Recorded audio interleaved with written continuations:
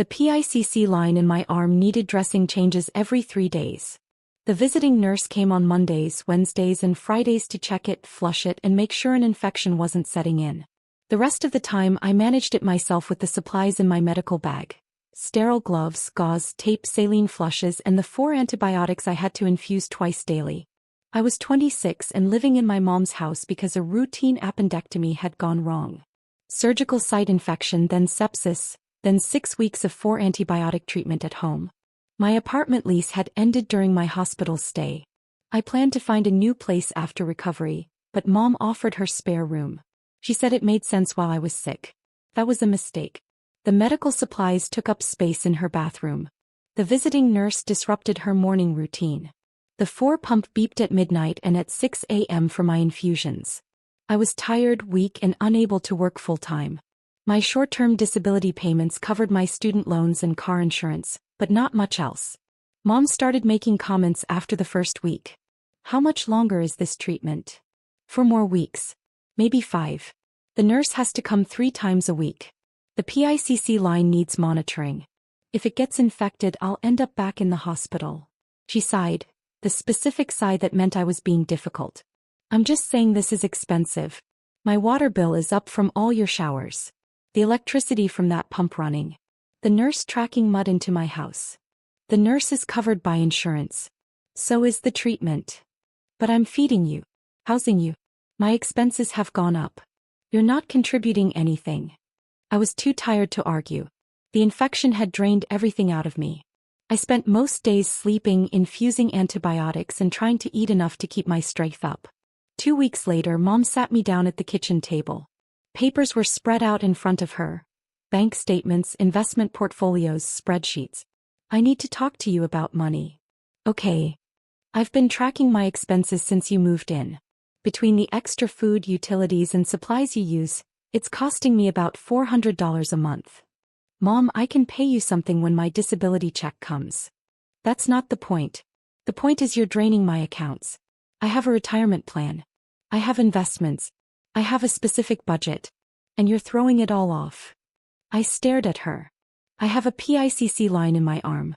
I'm fighting off a post-surgical infection that almost killed me. And you're worried about $400. $400 a month adds up. That's $4,800 a year. That's money that should be growing in my retirement account earning compound interest. Do you know what $4,800 invested at a 7% annual return becomes over 10 years? I don't care. You should care. That's how wealth is built. People secure their futures by avoiding burdens that drain resources. I'm your daughter. Not a burden. Right now financially you are both. The words hit like a slap. I sat there with my PICC line taped to my arm, my medical bag beside me, weak from an infection that had nearly killed me, and my mother was calculating the opportunity cost of keeping me alive. 3 days later she brought it up again. Have you thought about moving out? I'm still in treatment. I can barely walk to the bathroom without getting exhausted. There are recovery facilities. Extended care places. Your insurance might cover it. You want to put me in a nursing home? I'm 26. I'm just saying you have options. You don't have to stay here. But I did have to. I had nowhere else to go. My friends had small apartments with roommates. My dad was remarried in another state. My savings were wiped out by the hospital bills. I was trapped. The following week, Mom's complaints intensified. Every medical supply I used, every shower I took, every meal I ate, she tracked it all, calculated costs, even made spreadsheets showing how much I was draining from her accounts. You're being dramatic, I said after another lecture about utility costs. This is temporary. In 3 weeks, the PICC line comes out and I can start looking for a job again. 3 weeks is a long time financially. That's another $1,200. Do you know what I could do with $1,200? I could increase my investment in that tech stock. I could max out my Roth IRA this month. I could be dead. Don't be dramatic. You're fine.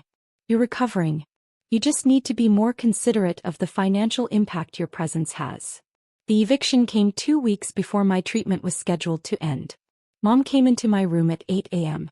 I was still in bed, exhausted from a rough night. The infection was finally clearing, but recovery was slow. We need to talk. Can it wait? I feel terrible. No, it can't. I've made a decision. You need to move out today. I sat up, the room spinning slightly. What? This arrangement isn't working. You're draining my accounts. My stress levels are through the roof. My financial advisor said I need to cut unnecessary expenses. Unnecessary expenses? You're an unnecessary expense. I'm your daughter. You're a 26-year-old adult who needs to take responsibility for herself. I've provided housing for 2 months. That's generous, but I can't subsidize your medical situation any longer. You need to find somewhere else to go. I have a PICC line. I have 2 more weeks of antibiotics. The nurse is coming today. You can redirect the nurse to wherever you end up. Take your medical bag and figure it out. I need my space back. I need my routine back. I need to stop hemorrhaging money. You're throwing me out during medical treatment. I'm setting a boundary. There's a difference. She left the room, giving me until 4 p.m. to pack and leave. I called everyone I knew. My friend Maria said I could crash on her couch for a few days until I figured something out. I packed my clothes, medical supplies for antibiotics that needed refrigeration, my infusion pump, everything I needed to survive the next 2 weeks. Mom watched me load my car. I struggled with the medical bag, my arms weak, the PICC line pulling painfully. She stood in the doorway, arms crossed. You're draining my accounts, she snapped when I dropped the bag. You've been nothing but a financial burden. I drove to Maria's apartment and cried in her bathroom while doing my evening infusion. But I survived. Maria let me stay for 2 weeks. The PICC line came out. The infection cleared. I found a new apartment, went back to work, rebuilt my life. And I remembered. I remembered every comment about utilities, every spreadsheet, every lecture about compound interest. I remembered being called a drain, a burden, an unnecessary expense. I remembered struggling with my medical bag while she watched me leave. That was 7 years ago. 7 years of working hard, saving money, advancing in my career.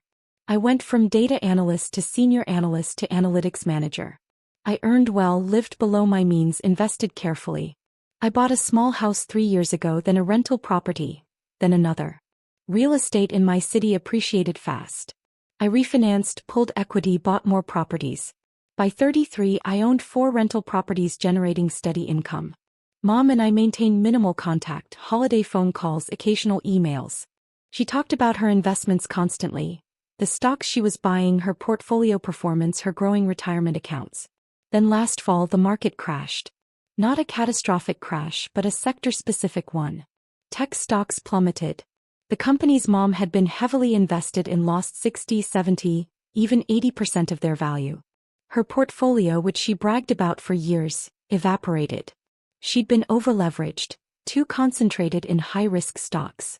She had even borrowed against her home equity to invest more, convinced the market would keep climbing. When it crashed, she lost not just her gains but her principal. She lost everything. I heard about it from my aunt. Your mother's in trouble. She lost most of her money in the market. She's facing foreclosure on her house. She's been calling everyone in the family asking for loans. I didn't call her. She called me. Left a voicemail. Hi sweetheart. It's Mom. I need to talk to you about something important. Call me back. I deleted it. She called again the next day. It's Mom again. I really need to talk to you. It's urgent. Please call back. I deleted that one too. The voicemails kept coming. One every day, sometimes 2. Her voice grew more desperate each time. I need help with my mortgage payment. The bank is threatening foreclosure. I don't know who else to turn to. Please, I'm your mother. I need you. After 3 weeks of unanswered messages, she showed up at my house. I watched through the window as she parked in my driveway and walked up to my front door. She looked older, thinner, stress carved into every line of her face. I answered the door but didn't invite her in. Emma, thank God. I've been trying to reach you. I got your messages. Then why didn't you call back? I'm in trouble. Real trouble. I lost everything in the market crash. Tech stocks, everything. I'm 3 months behind on my mortgage. The bank has started foreclosure proceedings. I need help. How much help? I need $8,000 to catch up on the mortgage. Then I need about $2,000 a month going forward until I can get back on my feet. My retirement accounts are gone. My savings are gone. I have nothing left. I stood in the doorway of the house I owned, looking at the mother who had thrown me out during medical treatment because I was draining her accounts. You told me I was a financial burden, I said. You calculated how much I cost you per day. You made spreadsheets about opportunity cost.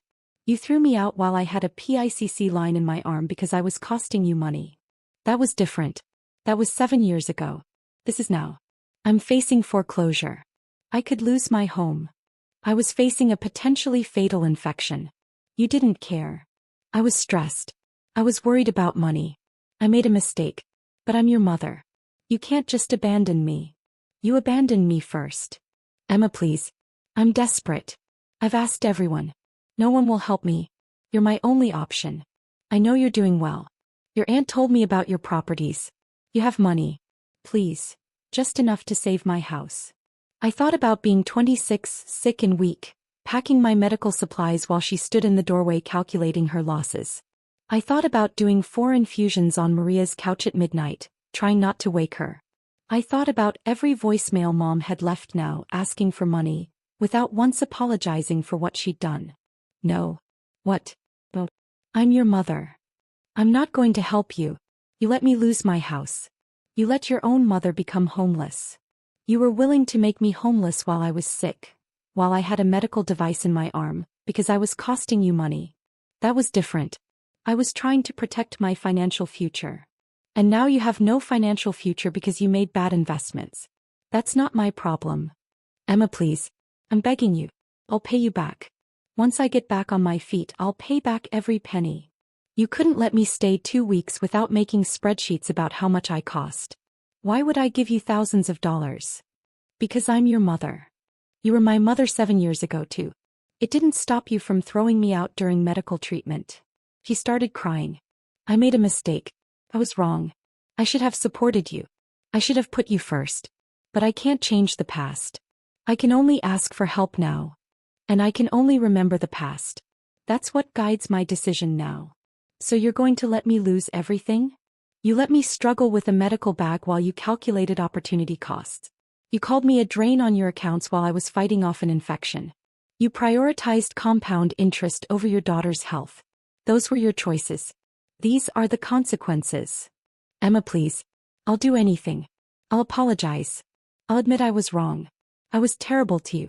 I was selfish and cruel and I should have been there for you. Is that what you want to hear? Because it's true. I was wrong. Please just help me. The apology was real. He meant it. I could hear it in her voice, see it in her face. But meaning it now didn't undo what she'd done then. It didn't erase the fear of being thrown out while sick. It didn't erase the nights on Maria's couch wondering if the infection would come back. It didn't erase the knowledge that my own mother had valued money over my life. I'm not giving you money, I said. But I'll give you information. There are emergency assistance programs through the county, food banks, housing assistance for seniors. You can apply for all of those. There are debt counselors who help with foreclosure. I'll send you some contacts. That's not enough. I need money now. Then you'll need to find it somewhere else. Emma, you're my daughter. You're supposed to help me. I was your daughter 7 years ago. You didn't help me. I closed the door. She stood on my porch for another 10 minutes, crying, begging. Then she left. The voicemails continued for another week. Then they stopped. My aunt later told me Mom lost the house. She moved into a small apartment and got a part-time job at 61 because she had no retirement savings left. She was surviving but barely. And I was fine with that, because 7 years ago she taught me that family wasn't about obligation. It was about choice. She had chosen money over her daughter. Now I was choosing my own peace over her financial crisis. She wanted me to understand opportunity cost, investment returns, financial priorities. I understood perfectly. I just learned that some things aren't worth investing in.